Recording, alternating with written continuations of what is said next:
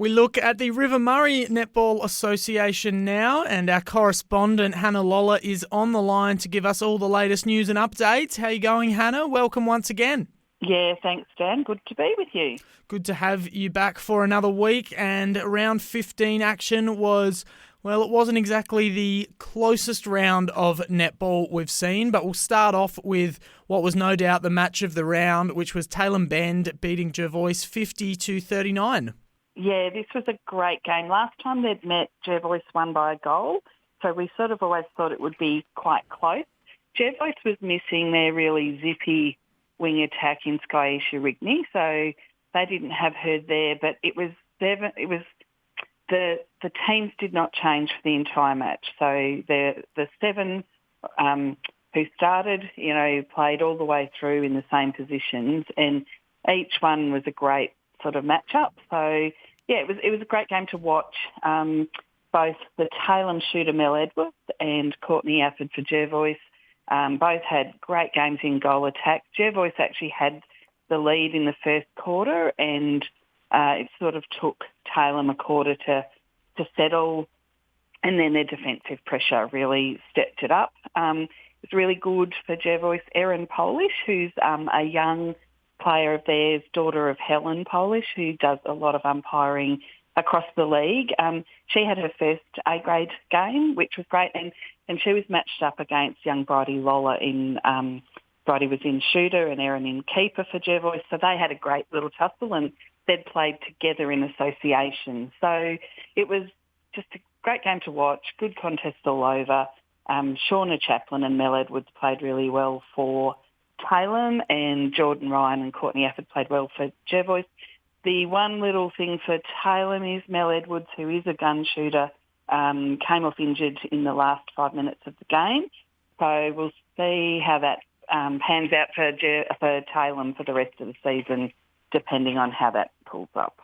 All right, so a good result for Tailem, but you never want to see injuries, especially this late in the season, so close to getting through unscathed. So hopefully she is all right. Our next game was, well, a bit of a surprise, probably in the margin. Maipo over the Suns, 54-33. So Maipo having a great season, 12-1, but the Suns are sitting in fourth, and they'd probably want to be a little bit closer to the top two than that. Yeah, it was a lot closer the last time they played each other.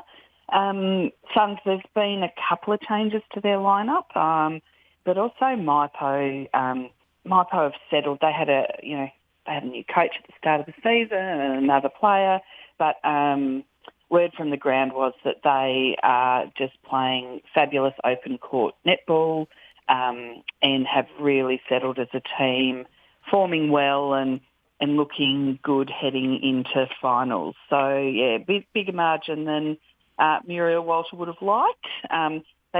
Suns did have their shooter, who is tall, Beck Oakley. She's a great shooter. She was off with the blood rule for a little bit, which let the score slip away, but yeah, Maipo, a very polished unit. Blood rule in netball, not what you want to see in a non-contact sport, not really what you want to see in any sport, but especially something like netball, where you do hope to get through relatively unscathed. But a good win for Maipo there, and yeah, flexing their muscles a little bit, showing the Imperials that they're coming for them for the top spot on the ladder potentially. But the Imperials had a very large win as well over the Coorong Cats, 78-18. I think the score sheet only goes up to 80, so at least the Cats kept them under that mark. Yeah, it helped those officials on the sideline without having too much stress. I think Imps, they're such a well-polished unit. Their coach, Carrie Daniels, has them really well drilled. They could have taken that game and sort of, I guess, taken the court and not necessarily, felt the need to press hard, but that wasn't the case. They went out, it was, full court defence from the first whistle, and at halftime they were up 42-6. They didn't drop away. In the second half, coach took the opportunity to try different combinations, but that was on the back of just an amazing first half of netball. So a tough day for the Cats, but there's some youth out there on the court getting experience, and they'll be able to take that forward into next season and hopefully have a bit more success.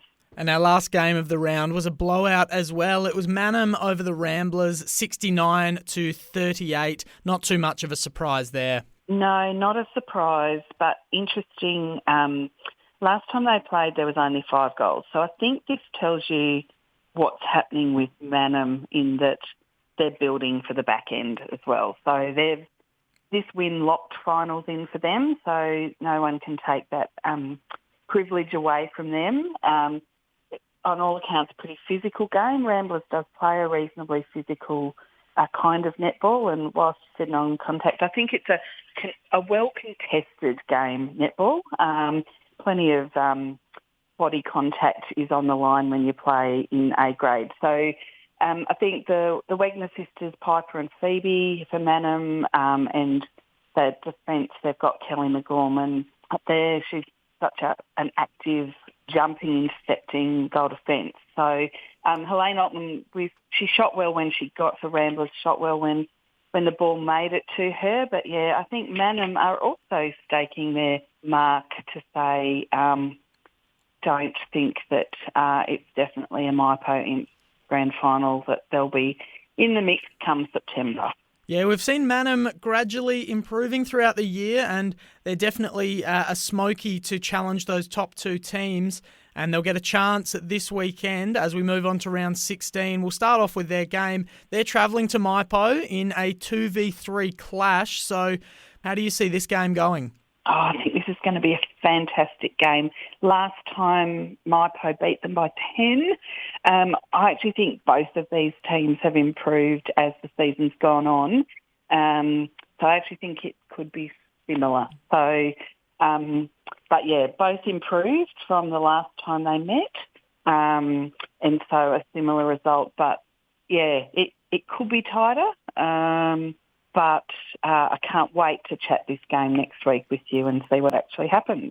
We've also got Tailem Bend hosting the Imperials, and for the Imperials, it's a red-hot chance for them to stay comfortably on top of the ladder. Yeah, last time these met, it was 21-goal difference, and I know Tailem was really excited that they got that close. This week, word from the ground is that they're going to be missing a couple of key players due to injury and being away. And so although they've got some depth to draw on and bring up, they'll probably bring in some youth. I think we'll win this one, and potentially by a bigger margin than the last time they met, which was 20-odd goals. So, yeah, it'll be another good learning opportunity for some of the Tailem girls, I think. And we've got 2 more games this weekend, and they're both shaping up as thrillers. The Mallee Storm taking on the Southern Suns. Storm in 5th, Suns in 4th, separated by just 2 points on the ladder. Suns with that extra game over the Storm, but this one's going to be a cracker. Oh, I'm so excited to see this one. Footy's talking about the Mallee Cup, and I think for netball, it'll be a far more hotly contested netball Mallee Cup.